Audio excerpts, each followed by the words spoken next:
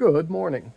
So, here we have the latest Gorilla guitar repair project here, and this is going to be one of the maybe the last video, probably not. I probably won't finish this all up in one video, but this is certainly one of the end videos. And what we did here is, in case you haven't been watching other videos, this neck was horribly warped and basically it was twisted. This side of the headstock was trying to rotate this way and forward, and it just was essentially unplayable. And when I took the neck apart with heat, and I do have a video showing that, but we found that, or I found that right in here, there was a lot of what looked to be failed glue area. So either they didn't put enough glue at the factory or whatever. Maybe it got left in a hot car. Something happened, but I could feel it with a knife when I was going through.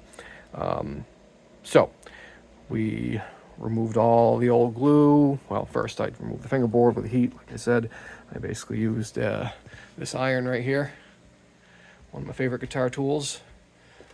And I did not use that. I actually, ninja-like reflex, except for that block there. I'm watching you. Pick up your tools. Anyway, that's what I use to reattach the board. I like fish glue. It's easy cleanup. If it's not I don't know. I like this for bridge re-glues. That's about it, actually. So, I use fish glue a lot. It hasn't let me down yet. Easy cleanup. Like hide glue, but you don't have to have a glue pot. You guys may want to fight about that, but I'm doing this, you're not. So here we have it. Oh, I should turn on some lights. Sorry about my bench. As I've said before, I'm an organized pack rat. So let's, come on now, come on. I'm trying to do this one hand here. You know what? Why don't I get my custom high quality TJ Maxx phone and everything? Okay, I'll swing you guys out a little bit. There we go. Now I can actually have multiple hands. There we go. Wow. Show what the clamps here.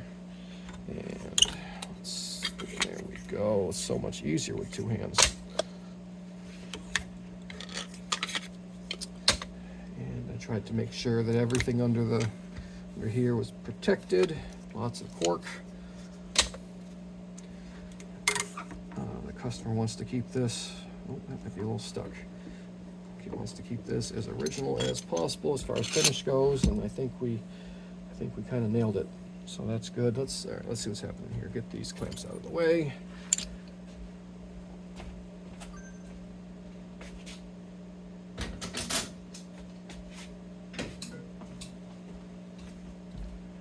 Sorry about my phone dinging. I forgot to put it on silent, and I don't want to stop the video now.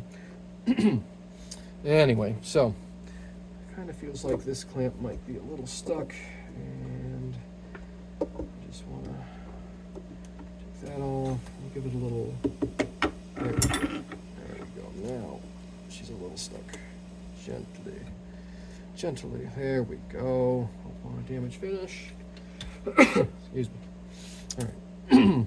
So what I did here is, this is basically a man-made machined stone straight edge. I use it for leveling, sanding, and clamping. It works awesome for clamping fingerboards. We use that, and these are carbon fiber rods that I normally use to put inside the neck, standing up like this to reinforce a really noodly neck. In this case, I use them to apply side pressure along the outside of the fingerboard. That way, it keeps, you don't want just to clamp the inside. You might get variations and gaps this way. And also, when you're doing this, you want to make sure you have something that's the same height as the fret. This is an old Ovation shim. You guitar guys have seen these before, but they're really very handy little tools. They're basically like a phenolic material, like a circuit board almost like material. They can take a lot of heat. They don't melt. They're very tough. So Ovations do have one good use. You can take parts out of them and use them for other projects. Otherwise, not so much. Fight me. Let's see. Take these off. We're going to use them again. And put those there. So, let's see. Feels good. Feels good. I think we're good as far as the the edge goes, but we'll check out a closer look. Let you guys see what we did here. All right, let me take you out of the phone holder. So, see if I can, oh yeah, here we go. So that right there, I used toothpicks underneath that inlay to stabilize the fingerboard during gluing process, because glue can cause things to slide while it's clamping. So go swing out a little bit. And so we had one there at the 3rd fret.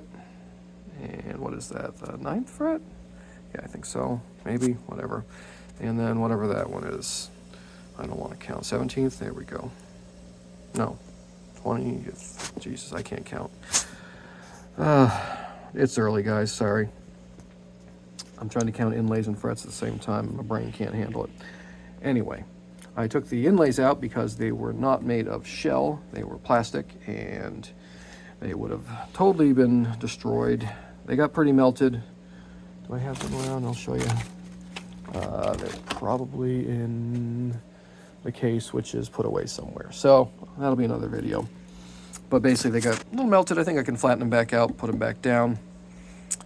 But for right now, we're gonna just leave them out in case we need to do fret work.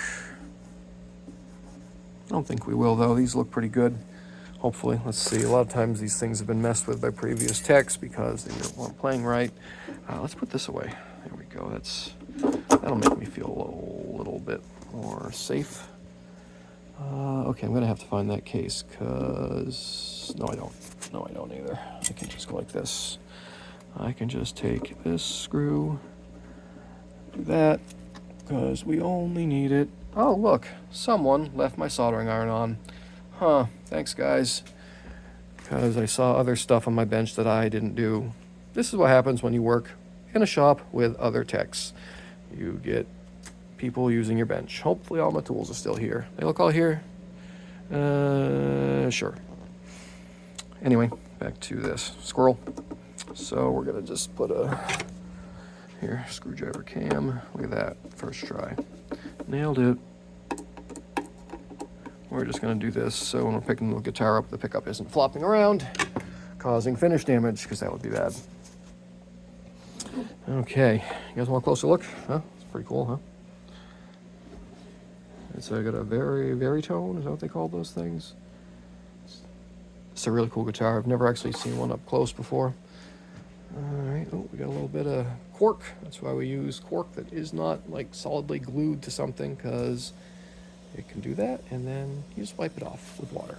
A little bit of a glue run there. But again, why I really like fish glue is that can come off with just gentle, warm water. That's it. Doesn't have to be hot. Cleans up with water. All right, so trying to look and hold the camera at the same time. Camera, I say. It's like it's not a phone. All right, that line looks pretty good. All those are just, that's glue. But I think as far as gap-wise, I think we kind of nailed it. That's got to get cleaned up more, obviously.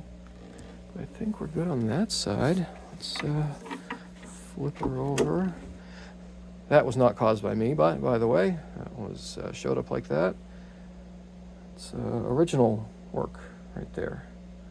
Almost makes me think this neck was removed, maybe?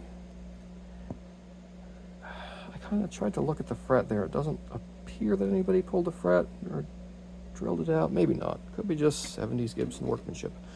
All right, anyway. This side looks really good also. Got to hear anything? Maybe a little bit there. So I can't see. Maybe. Let's see. Is that a little bit? Maybe just a hair of a gap there. That's not too bad. That's not too bad. I remember the knife fought a little bit right there, so I think we had an uneven spot. Let's see how this is the important part. Okay. So we're still, I think the neck is also set in, just tilted a little bit, but if you guys saw the previous, well, go look at the previous video. What do you mean if you, go look. But this is so much better, so much better. Before, the bass side was so warped forward, even at zero tension, that, I mean, it was just like, whew, that's so much better. That doesn't go in the phone holder. Let's put this back over here. All right. Yeah, so I mean, basically the whole neck now is just tipped a little bit this way, but that's okay. That is okay. That's very common of this era Gibson. You'll often see where this stud will be higher, be kind of tilted like that. It's fine, just cosmetic. It was the 70s. Anyway, so maybe I'll end this video here with the inspection, and we'll start another one for like the cleanup and whatnot. What do you think? Yeah, it's about 10 minutes. Why don't we do that? We don't want super long videos, do we? And thanks for checking it out. I'm trying to grow the channel. If you guys could help me out, that'd be much appreciated. Hopefully I'll give you some tips on guitar repair, and you'll get to see some cool guitars. Anyway, check it out if you want to see more Gorilla guitar repair. Later.